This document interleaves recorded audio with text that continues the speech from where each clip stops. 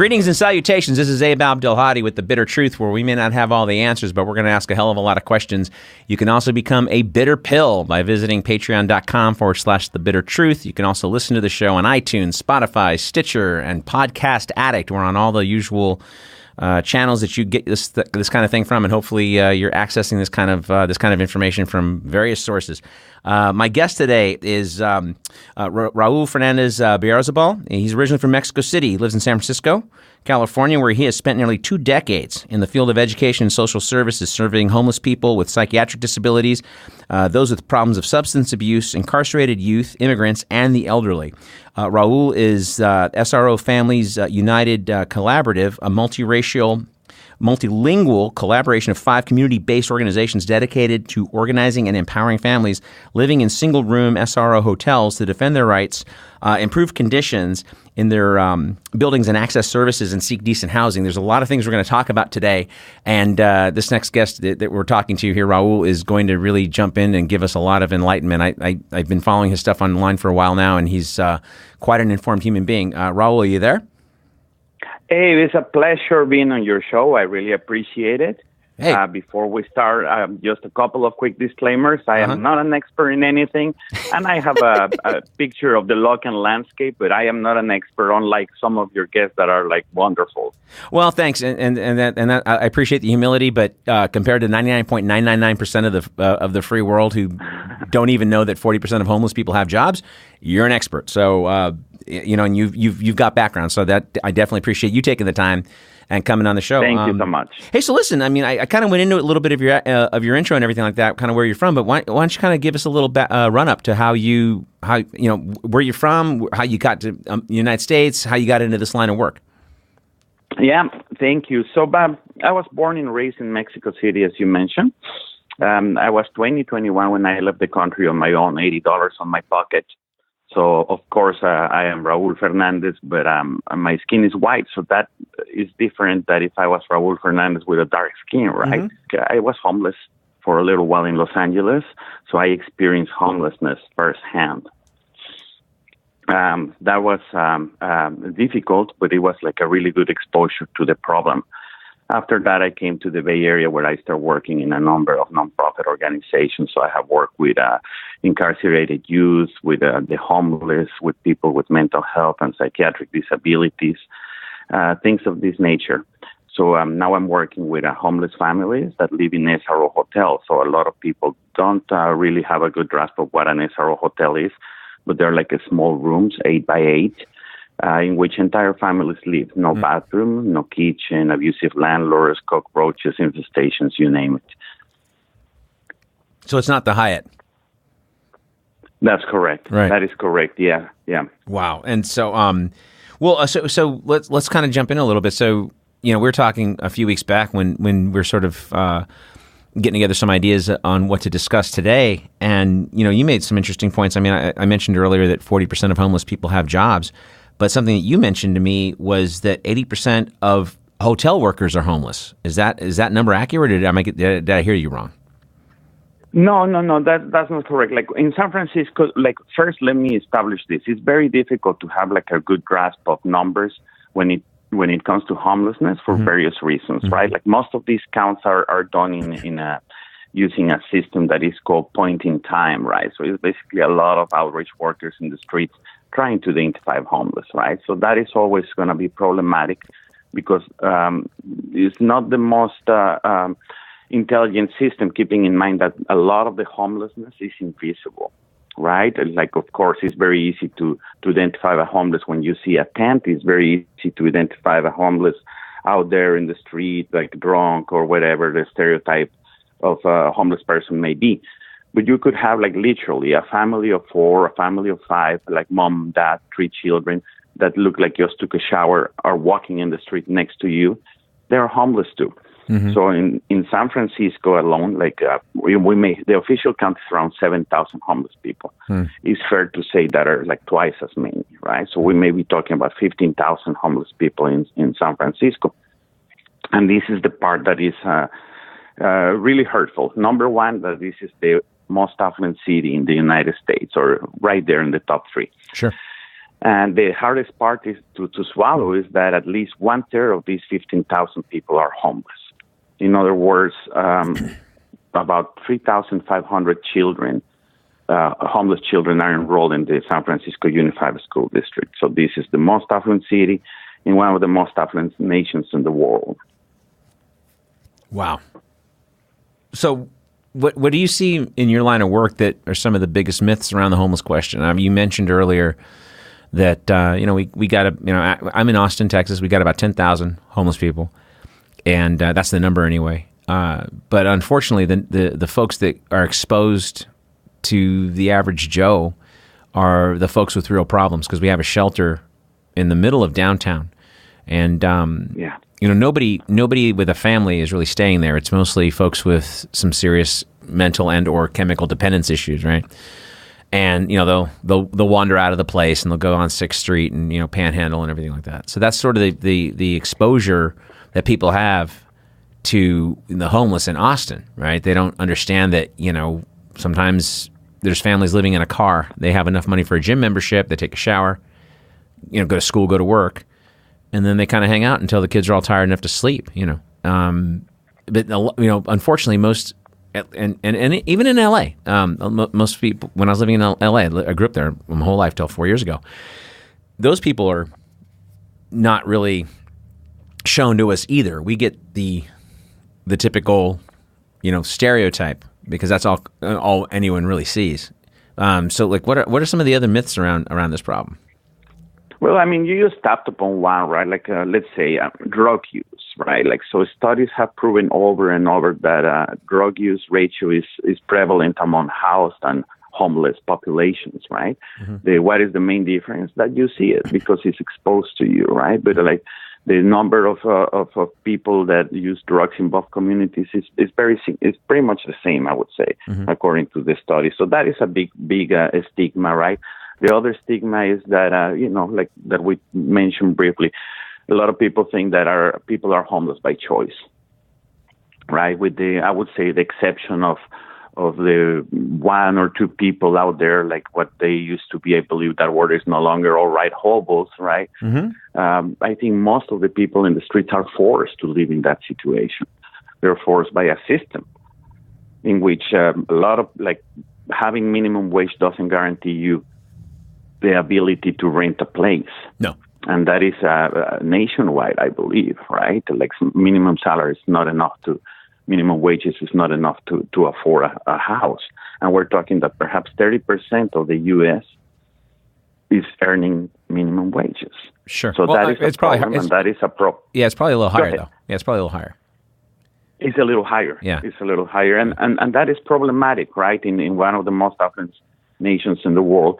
And here we have, nations like Cuba under Fidel and Libya under Gaddafi and Venezuela under Chavez, in theory, autocrats that were able to house 100% of their population. Sure. And to be fair, and to be fair, there's downsides to those governments. I mean, I was in Cuba 5 years ago, and while there's a lot of benefits to being in Cuba, there's also a lot of downfalls to that system, right? So, when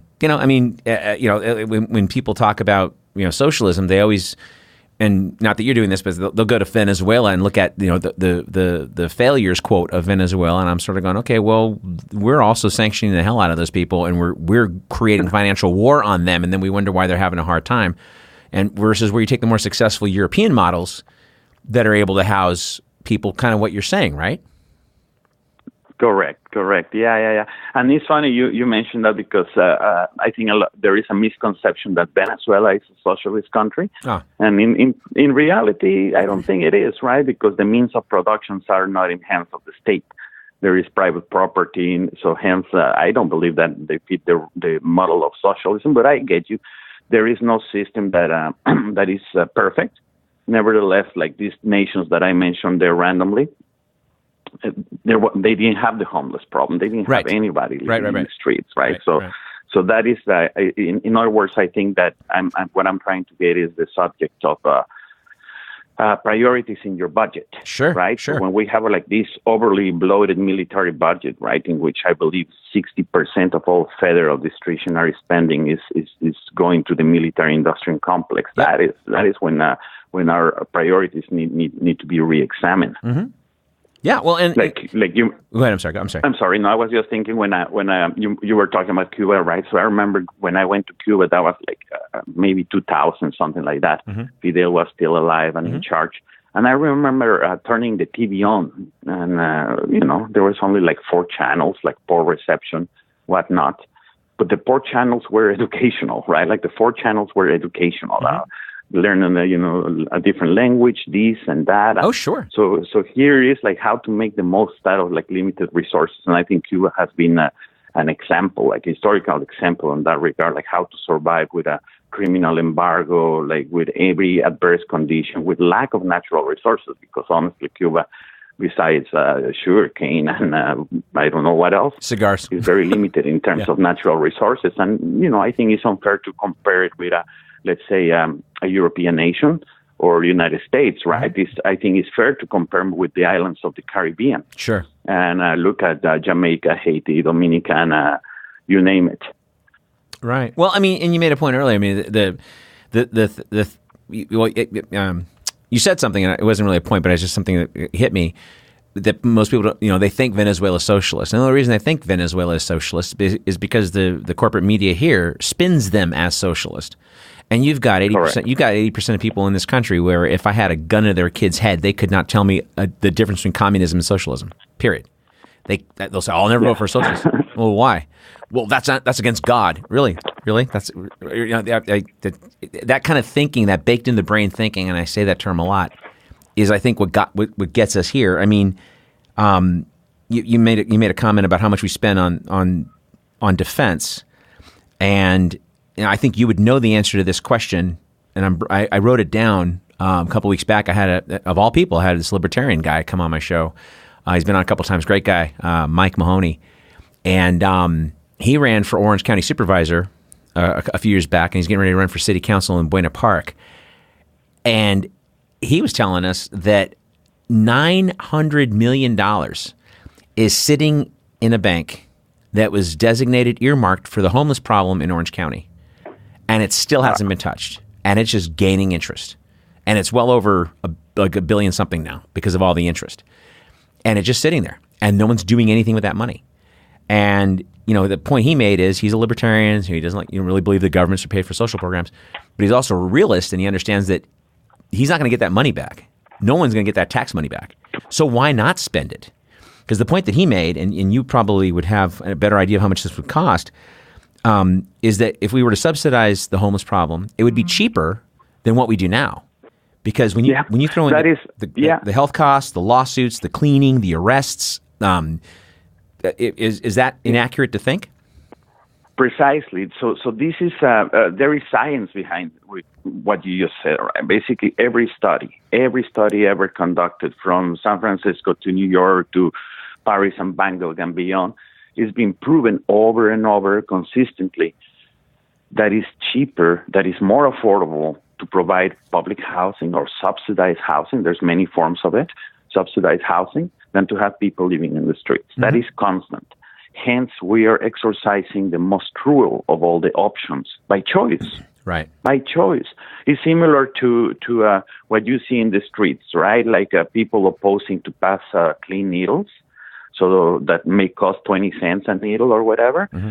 They would prefer to have like somebody in the hospital with AIDS for a number of years than to pass free, clean needles. And I think a lot of this is associated with the roots of this nation, which are like Puritan, mm-hmm. right? I think that that's where a lot of this pull yourselves from the strap mentality comes from. Which is bullshit because, listen, I mean, you mentioned earlier that you were homeless, right? For a time, and you are no longer homeless. Okay, so... But somebody gave you a break. Somebody gave you a break in a different career. I mean, I've had several careers in my life, and I never not had a mentor. I never not had somebody. A lot of people, right? And so when people say pull yourself up by your bootstraps, I worked in the record business. I worked in the film business. Did I have to have enough whatever to get into those businesses? Sure. But did somebody see something in me and give me a break? I got my first record job as after an internship that I worked for free in college for school units, right? While I was waiting tables. So the guy that worked there, there was an opening. He put me up for it. Well, okay, I knew him, but he gave me a break, right? When I was working in the film business, somebody gave me a break. And then I helped a couple of my friends. I gave them a break. I got a friend of mine who's a very successful showrunner on a TV show right now. And, I helped him in 2000 get his first manager. So, would somebody else have done it? Probably. Did he have the talent to be looked at? Absolutely. But, he knew me and I knew somebody. And that's how that goes. Isn't it? So what is this bootstrap shit that we keep insisting? It's like this myth, like, yes, I was a man alone, like Gary Cooper in High Noon. And where did that shit come from? It's like, and so not Christian, is it? No, that is correct. That is correct. It's a double standard and hypocritical, like similar to what we just witnessed, right? When the last Thanksgiving, let's celebrate Thanksgiving. Well, we are talking crap about the immigrants from Honduras or Mexico or this. So it's this double standard that is common in the United States, and absolutely just to echo on what you just said. There's always somebody out there that supported you or held your hand during a difficult time of your life that made you who you are. Mm-hmm. And those are very difficult to forget. And we should always be thankful to people like that. Of course, we sometimes tend to remember easily, like all the people that put their feet so you could fall, right? Or they took advantage of you or whatnot. Mm-hmm. But absolutely, there's always somebody there in the most critical times. And that is why we have to be more empathetic to homeless people out there, break that stigma that they're there by choice, that they live on the streets by choice. Nobody does that. It's similar to the immigrants and the refugee crisis, right? Like some people think that they're doing this by choice, endangering their children. Now, in order for someone to leave their country, take their children and a few possessions, that deserves a lot of credit, because you have to be a really courageous people to do something like that. It's mostly we talk like that because we have not been there, right? We mm-hmm. talk from a position of privilege. So it's very easy to tell people how they should do things mm-hmm. when you haven't experienced them, when it's not you walking in their shoes. Right. Absolutely. No, and you make a good point. And this is something I was going to ask you later, but I'll ask you now. So in your line of work, you obviously work in the city, you work around the city. How many politicians have ever contacted your organization, organizations like yours that you know of, that came and took a tour of the areas and came to meet these people? Mm-hmm, mm-hmm. It's interesting. I would say some supervisors in the city have come with us, like to tour the homeless encampments and the SROs. Yes, absolutely, I would say so. Also, it's interesting that you mentioned this, like here in the local landscape, right? We have had the last 4 mayors. This is like San Francisco is like definitely like a liberal stronghold, right? Like mm-hmm. I don't believe there is anybody here that calls themselves Republican in the political landscape. No way, right? That would mm-hmm. be suicide in San Francisco. Yet it is a microcosm of what neoliberalism brings. Right. So the 3 of the last 4 mayors have come from minority groups, right? We have had a black man in Willie Brown. Mm-hmm. We have had a Chinese man in Ed Lee. Mm-hmm. And now we have an African-American woman, London Breed. All of them, without exception, have betrayed their bases. Mm-hmm.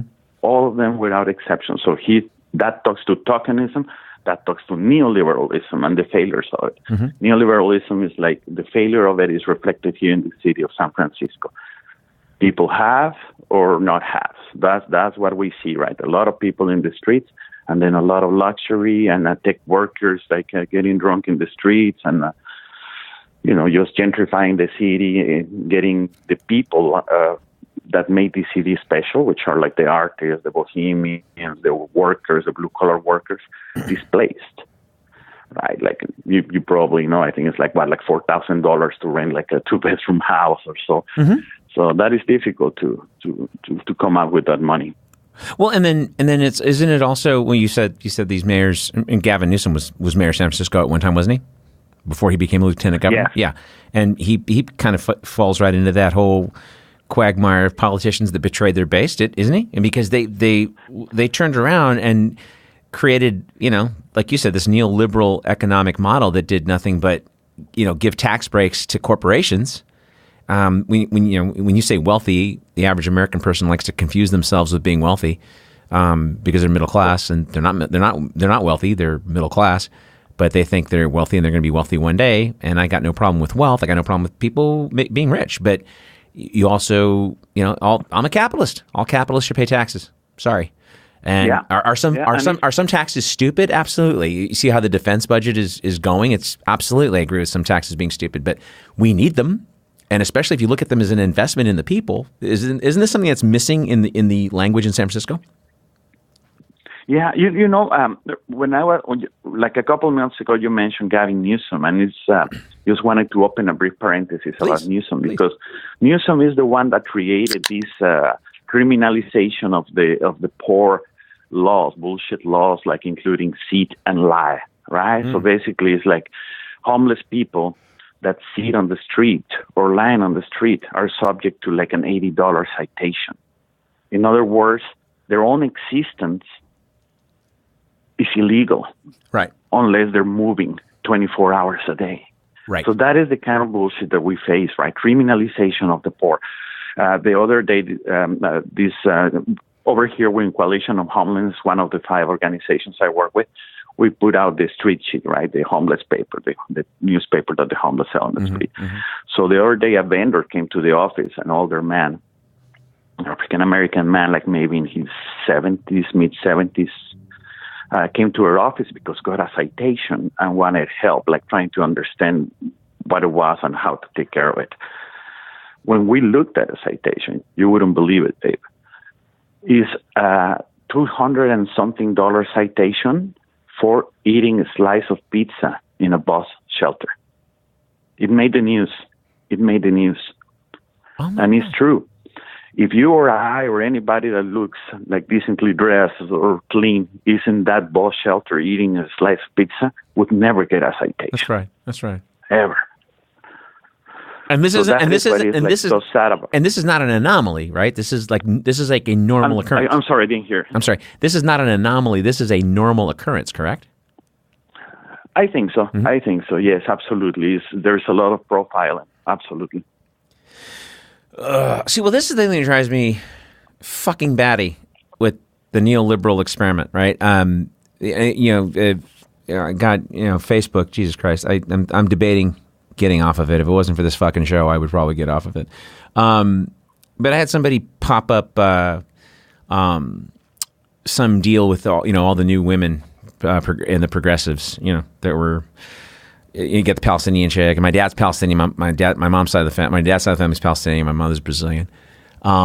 So very familiar with that whole thing. And so you get the Palestinian person who's Congresswoman, and Ocasio-Cortez, et cetera, et cetera. And it's like, the newspaper headline said, big progressive wave. I'm like, well, first of all, they all, except for Ocasio-Cortez and Ro Khanna, they all voted against the Green New Deal in the Progressive Caucus. And they all, and then Ocasio-Cortez gave in and voted for Nancy Pelosi. So it's just like, to me, it's just more of the same shit, right? But so I made a comment, and this girl right away starts, because she watches too much goddamn television, starts, calling me a sexist and a misogynist. I'm like, okay, well, you want me to throw Mitch McConnell and Chuck Schumer into the mix? They're guys. They're men who are assholes. The same. What the fuck is your point? I mean, it's like this baked in the brain shit that the liberals are, quote, good and the Republicans and conservatives are, quote, bad, when really it's just one big corporate oligarchy. Is that what you're seeing? Is that what you're seeing in San Francisco? Absolutely. It's interesting you bring this because this is what I was seeing this morning, like Rashida, right? Like, right now in the news for calling Trump an MF, which, yes, he is. But and then at the same time, like displaying a picture with Obama saying how compassionate the man was when, he was bombing like 7 nations that happened to be 7 Muslim nations, incidentally, right? Right. So here's the double standard. And quite honestly, I fear, like, you're correct. Like, they're both wings of the fascist establishment are one and the same. Nevertheless, I fear more the Democratic party than the Republican Party, and it's because they're able to deceive the masses. Right. Because they're nice. I always go back to the analogy of the great Malcolm X, right, which I think is the brightest mind in U.S. history, next to David Henry Thoreau. And he always talked about the analogy of the fox and the wolf, right? Like the Republicans, the conservatives. First, he said there's no such thing as Republicans and Democrats. There's only conservatives and liberals because they cross lines all the time to vote with each other. And it's true. So he said, the conservative is not for any of us, but the conservative is like a wolf. You look at him and you know how to act accordingly, right? It's very straightforward. The liberal, on the other hand, is like a fox. They come at you, they smile, they show their teeth, and they're up to the same business. And you are more easy or more prone to fall prey of the fox than the wolf. And it's absolutely right. The Republicans are pretty straightforward. They tell you, I hate you in your face. You know? Right. And that is a privilege. The Republicans pretend to buy you dinner while they're screwing you. And the Democrats are just like, Jesus Christ. I mean, it's a bad analogy, but it's like, they talk so two sides out of their mouth. And I know people right now that think because we have this quote blue wave, they're excited about it. And they're not even looking at the big picture. Why did Claire McCaskill lose? Why did Joe Donnelly lose? You know what I mean? Why did Heidi Heitkamp lose? Because if you run a Republican, as Jimmy Dore says, if you want to run a Republican against a Republican, the Republican's going to win every time. So these assholes are running as GOP light. And they're saying, I'm for the border wall, and I'm for more defense, and I'm for... Well, then you're not a fucking Democrat. And if you were to show up and vote for people, or vote for the interests of the people, then perhaps they would come out and vote in droves as opposed to half of them staying home right now. And I keep harping on San Francisco because that is supposed to be the big blue jewel in the country, right? That is correct. That is correct. And that speaks also to tokenism, right? Like you're talking this blue wave, whatever, like somebody is calling them now the token gang. And that is always my concern. And I think the ultimate example of that tokenism is someone like Obama, right? Like so loved by millions and whatnot without being able to stretch past the surface and look at it like the facts, Not right? critical. Like nobody before him had bombed 7 countries. Nobody had ejected so many immigrants, or like 3.2 million. He was like giving weapons to Mexican drug cartels, like funding Daesh in Syria and Libya, installing a neo-Nazi junta in Ukraine. So when you pass the surface, it's the same agenda as what we're seeing with Trump, right? It is not different. No, it isn't. Except that one is more in your face, and the other one was more subtle and graceful and handsome and charismatic. Well, I remember when he came into office, the Democrats, my quote liberal friends went to sleep at the wheel. I remember 5 years in, I was bitching about Syria, and they're going, "What do you mean Syria?" I'm like, "Are you kidding?"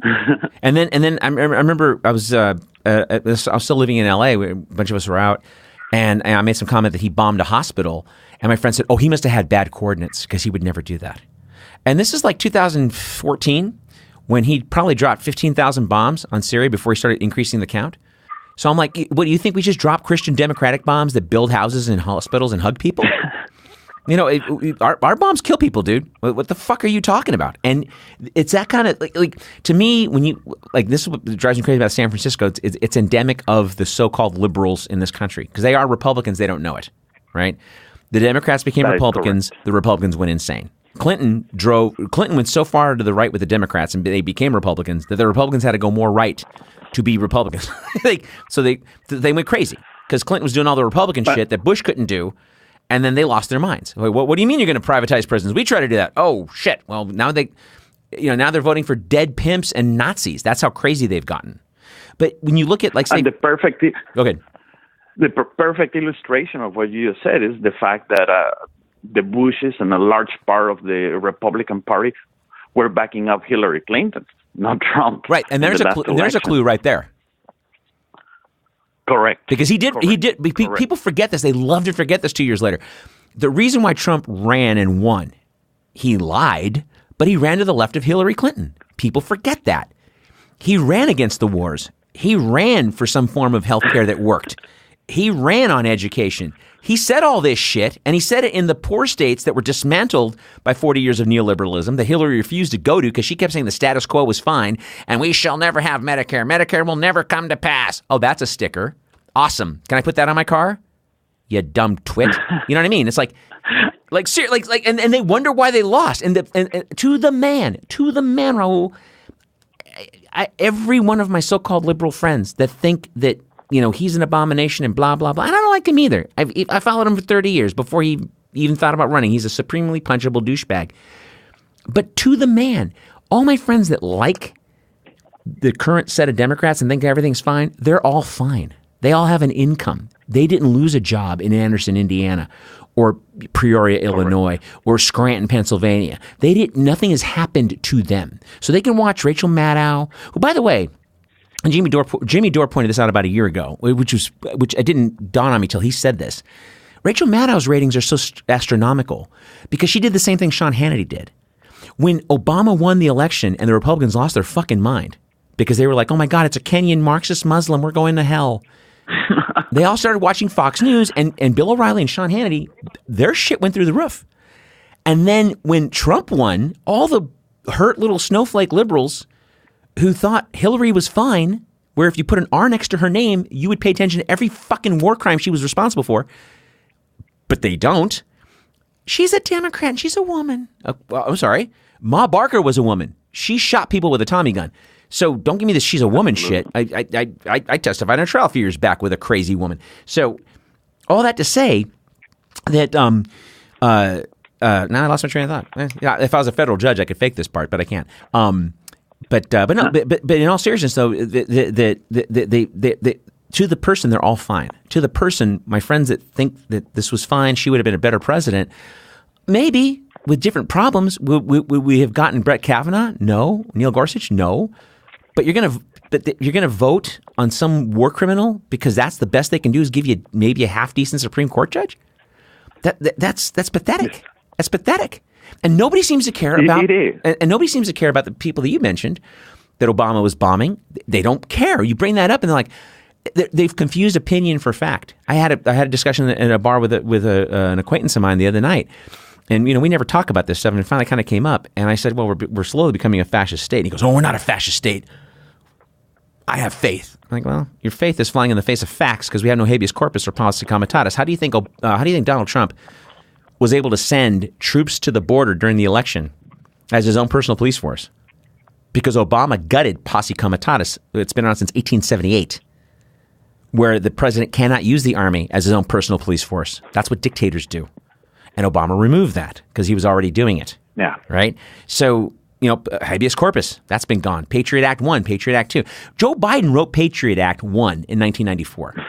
How do you think it got... Right. People was like, that's 3,000 pages. Boy, that came out in a week. Boy, that was really fast. It's been sitting for 7 years. Yes. It was written 7 years ago. They needed an excuse. But, I mean, and I'm digressing a bit, but I want to zero in more on San Francisco because I do think that is endemic of what the concept of liberalism thinks it is. Is that too far off the mark? Absolutely. And when you were saying this, I was just thinking about like the concept of that people always preach of lesser evilism. I have big problems with this lesser evilism, right? Like, oh yes, of course, Hillary is bad, but it's not as bad as Trump. And it's interesting because as much as I dislike both wings of the establishment, I would even argue that Trump was the lesser evil after all, right? So if in doubt, look at like some of the actions, right? Like one of the first in the first week, I think he withdrew from TPP. Mm-hmm. In my opinion, that is not a minor thing. No, it's not. He stopped like the funding of like these moderate rebel program in Syria, which is basically giving money to Al Qaeda, and eventually he's beginning the withdrawal process. Like I'm gonna believe it, like when it's all done, but at least he's showing signs of getting the troops out of Syria. And I think that is huge as well. And also the firing of Victoria Nuland, who was responsible for the coup d'etat in Ukraine and installing a neo-Nazi regime. He has increased tensions with Russia, with North Korea, while Hillary, there's not one war she has not liked. She is the butcher of Libya. Mm-hmm. She is responsible for turning the most prosperous African nation into a poop hole where human life is worth no more than infected cheese. She promised, she's like, oh yeah, if Iran ever touches Israel, I will completely obliterate them. Mm-hmm. Not even Trump in his craziest moments said that. Would say, I'm going to obliterate an entire nation. Right. Never. And then when you compare, you want to compare theocracies. I had this discussion the other day. We had a discussion with Miko Poletti came on last week, and we talked about that specifically. Everyone keeps talking about Iran. I go, well, why aren't we talking about the theocracies of Saudi Arabia and Israel? Where Saudi Arabia is more draconian than, say, Israel. But Israel, it's cool. Oh, yeah. It's cool if you're white. But if you're a black Jew, if you're an Ethiopian Jew, if you're a brown Jew, it's not as easy for you. And if you're an Iraqi Jew, Iranian Jew, it's not that good for you. So what's the difference between them and, say, Iran? And I wanted to kind of piggyback really quick, and this would be a whole nother show.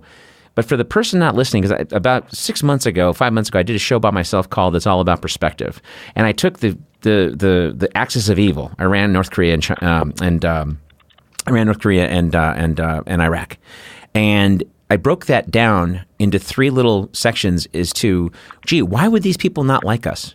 And I went all the way back into the history of each of these situations to bring us to the current speed, and how we're only getting one half of the story, right? We don't look at the Korean War where we wiped out almost 2 million civilians. We just go, oh, he's crazy. Why is he crazy? Maybe because we keep buzzing his fucking borders with B-52s every day.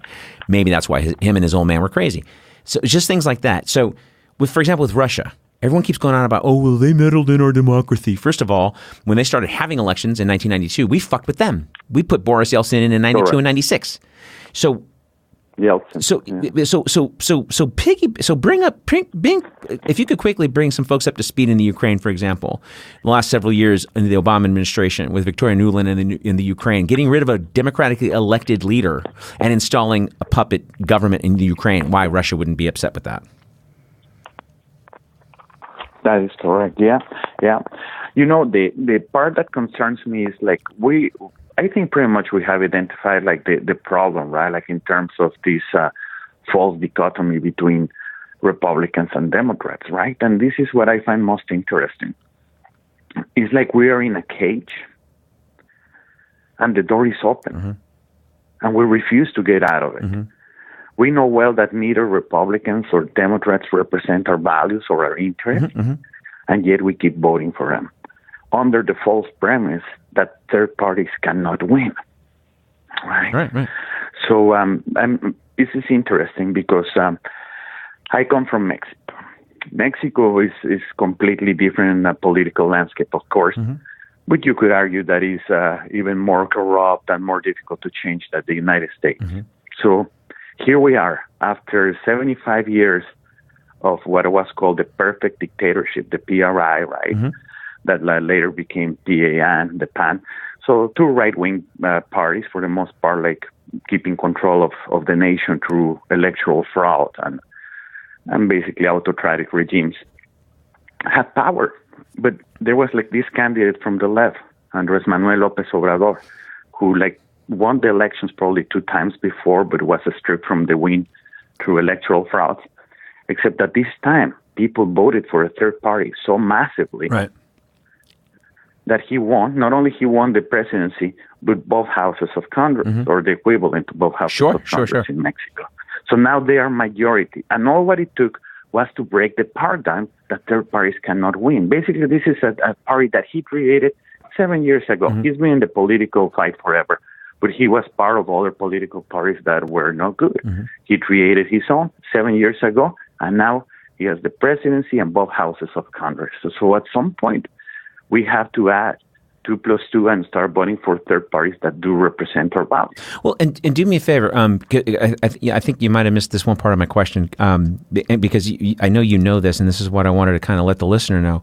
To kind of bring some folks up to speed, the last several years of the Obama administration, where Victoria Nuland and the Obama administration got rid of a democratically elected president in Ukraine and installed this puppet government, which we are currently this neo-Nazi regime that we're currently supporting and dealing with now, only because they don't like Russia.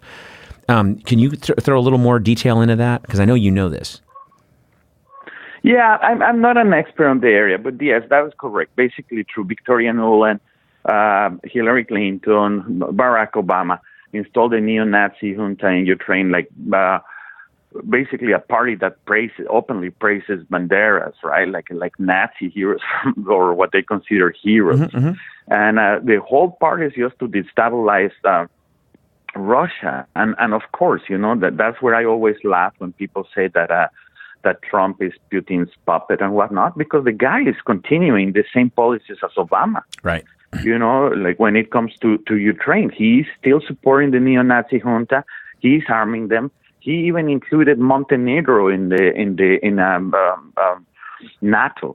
It's part of NATO now, Montenegro. Right. So he's expanding NATO into Russia's face. So it's laughable to hear those that claim that Trump is a puppet of Putin. It's like nothing far from it. He has killed Russian troops in Syria. Like he's, I don't believe under any means that he could be considered like one of their puppets, right? He has expelled diplomats. He has sanctioned Russia, few Russians in Syria. Like I am not sure where that comes from.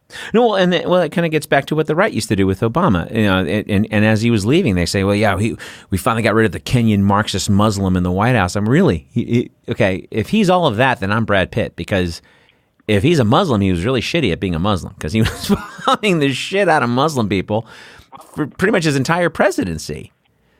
And it's almost like he's like you mentioned earlier. You said something about how San Francisco, which I think is just endemic of the entire Democratic Party, the DNC is not liberal, but it's almost like it's because we killed the liberal institutions in this country. And when I mean liberal, I mean like really truly democratic, small d Democrat. We killed the church. The church is part of the state now. We've killed the colleges. They've become vocational schools that we charge an arm and a leg to go to now. It's ridiculous.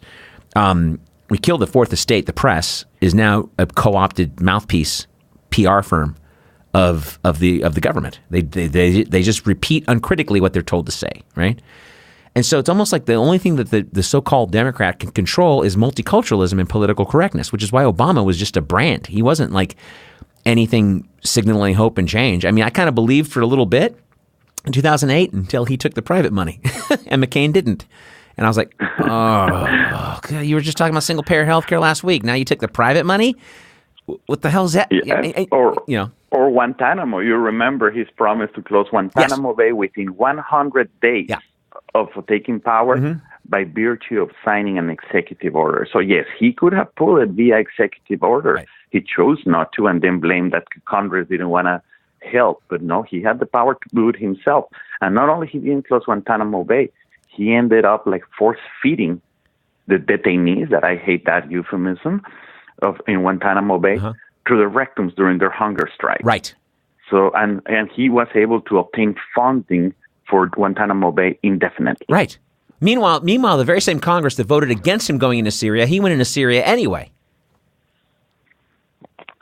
Because all he had to say was the magic words Al-Qaeda, because the Patriot Act allows a president, if he has a suspicion that Al-Qaeda is anywhere, the Al-Qaeda could be in Glendale, California, so Trump could legally go bomb Glendale, California, because he thinks Al-Qaeda is there, right? And so Patriot Act allowed Obama to do that, and uncritically, no one questioned it. We just made up this happy horse shit with the gas attacks that didn't even happen. They've been roundly debunked.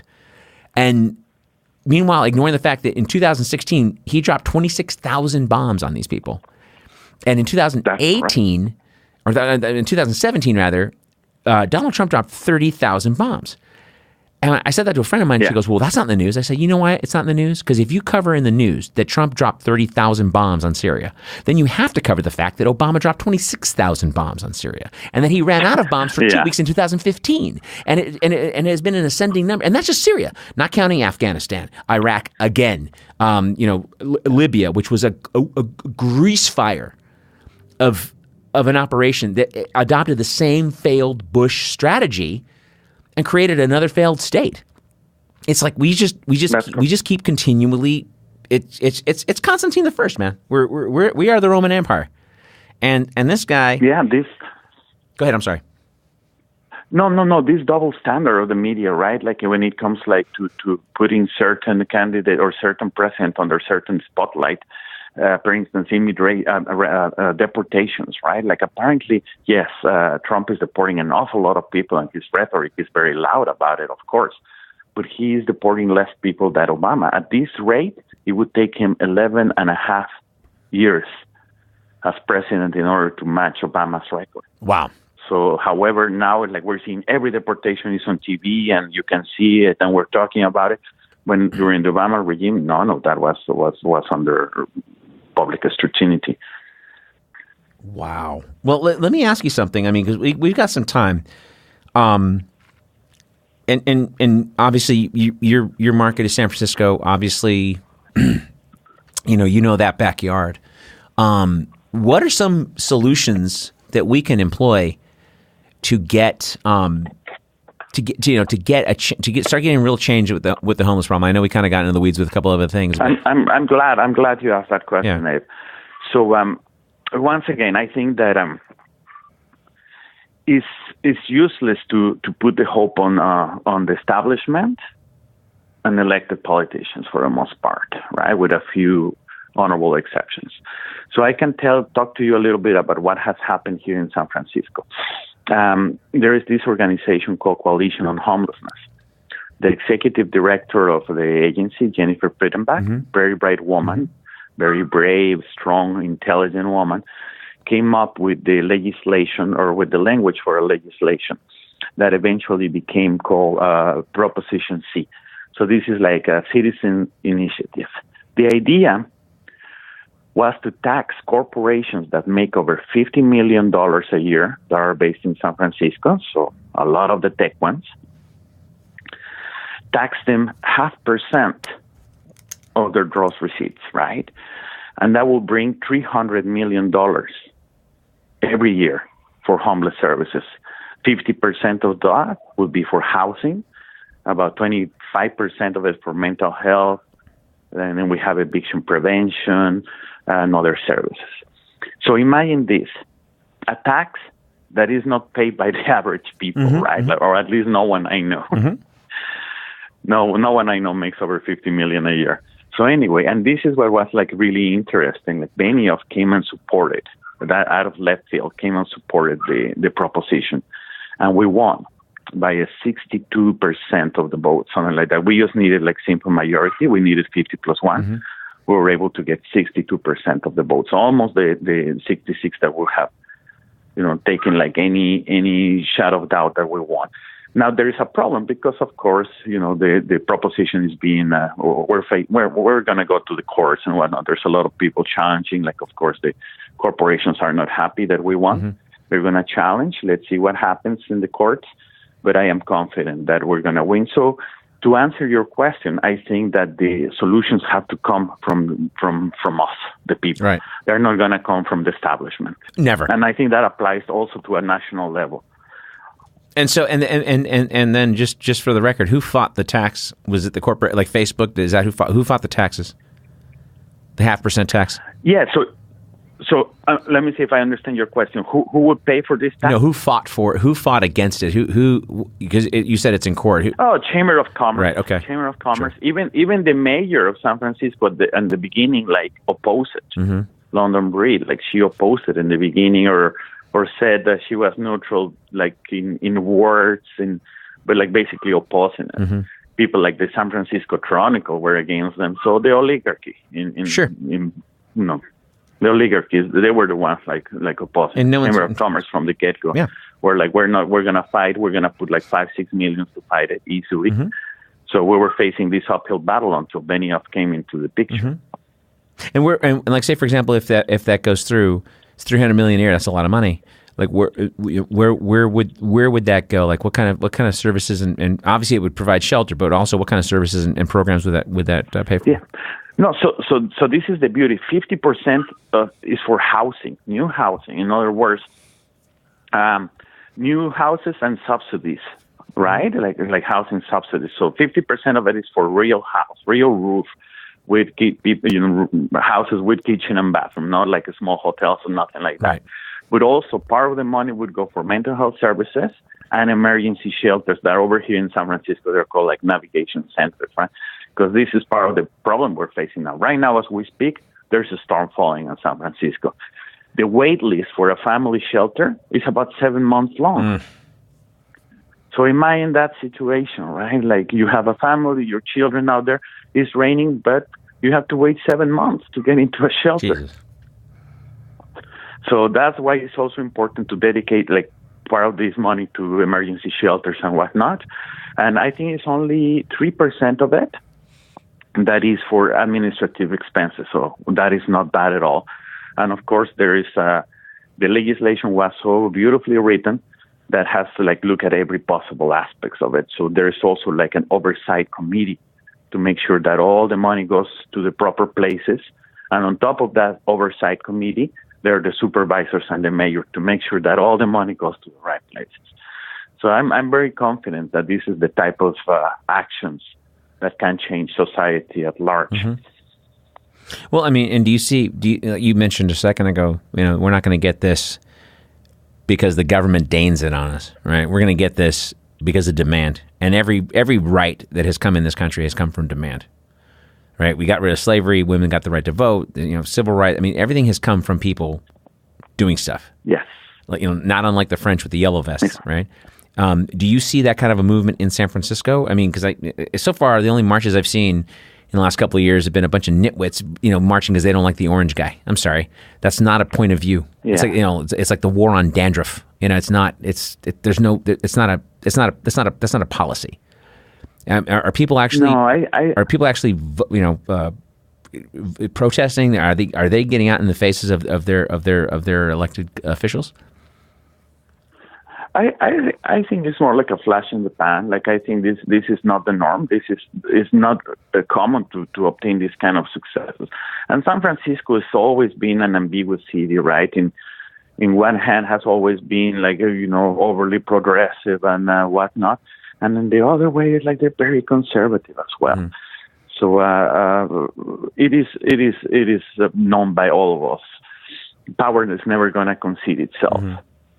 Right, yeah. So you have to take it. You have to take it one way or another, like by the ballot, by the bullet. I don't know, but power doesn't concede itself. There's like every time that you review history, you will find out it's never because the oppressor is gonna come to a moment of consciousness in which you're like, oh yeah, this rally or this march really made me change my mind. I was wrong. Let me make amendments. Never like that. No, never like that. No, you got to drag. You got to drag the dullards kicking and screaming is what it is. I mean, you can't have, well, we're seeing it now. I said this for years. Anytime in history you've seen one party, people die. And now we're seeing one party and people are dying. We have 45,000 people a year dying without health care. We're killing civilians. We're killing our kids in useless dirt wars for corporations.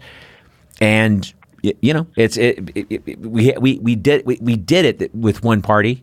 Last 30, 40 years. It's just that this party got really smart about creating, as Chris Hedges says, a useless burlesque. Because what people confuse for news is really their opinion and how they feel. Nobody gives a fuck how you feel. This is the fact. How many people did you say are homeless in San Francisco? So the 7,000, the official count, like probably it's more like 15,000. Okay, so that's a fact. So I don't care how you feel about it. That's a fact. We have 10,000 homeless here in Austin. Yeah. Orange County has about 10,000 people homeless. Those are facts. Those are facts. And they started with Reagan. People don't like to talk about that either. Yeah. Los Angeles is like 70,000, right? Oh yeah, and worse since I moved, because I moved 4 years ago, and it's gotten worse. I mean, we actually have full-on tent cities on the sidewalks in downtown LA, like full-on tent. That's literally a football stadium full of homeless people. Right. Absolutely. The Coliseum. We could let them all live in the LA Coliseum. Yes. Absolutely. and it's right down the street from where most of these folks are. And everyone's getting upset about it. It's like, oh, what the hell? What are they doing here? Well, listen, if you give the oligarchs a chance, and this is the thing that pisses me off when people think you're trying to, quote, take something away from somebody else. I'm not trying to take anything away from anybody. I'm trying to get them to pay their fair share. And when the CEO of General Motors makes $22 million a year to run a failing organization that we bailed out and loaned them money, and they're still sending 15,000 jobs overseas.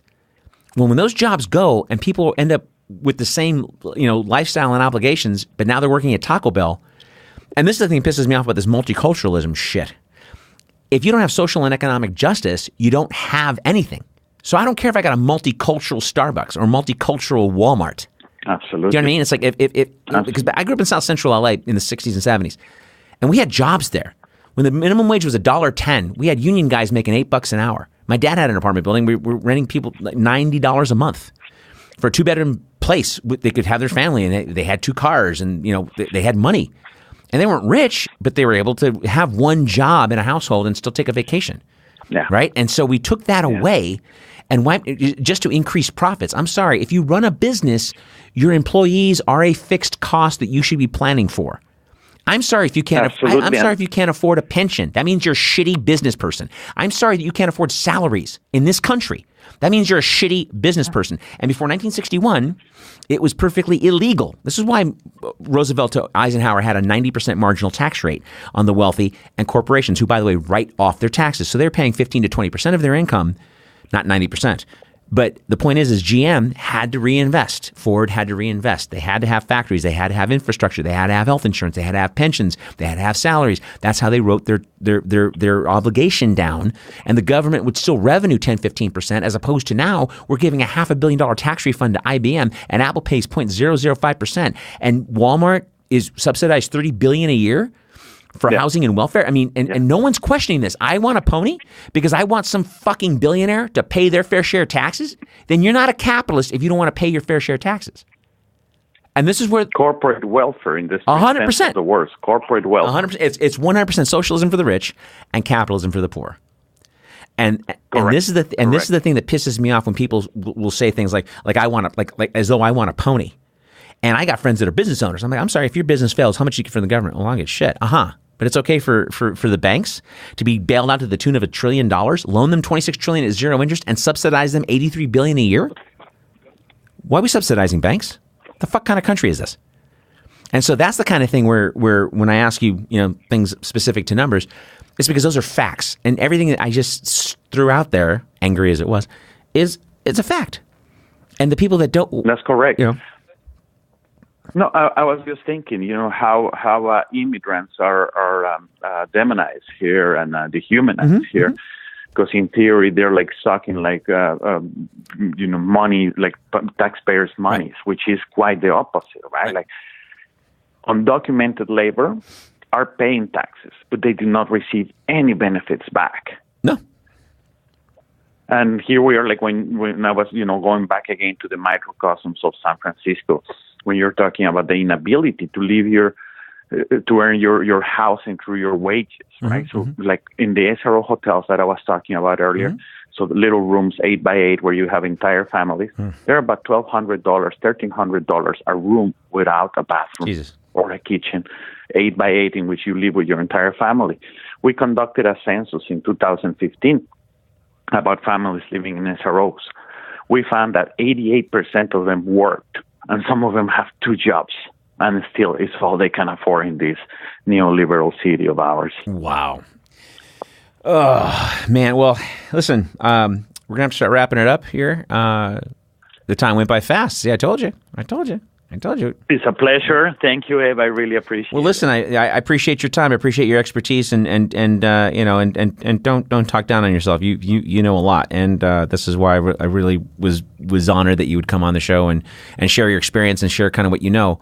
Folks, my guest has been Raúl Fernández-Berriozábal, and we have been talking about some stuff, that may be making you folks feel uncomfortable, but that's okay. You can reach us on patreon.com/thebittertruth. You can also listen to us for free on iTunes and Spotify and all the usual places where you get these things. And as always, if this stuff makes you uncomfortable, it's supposed to, so sleep tight.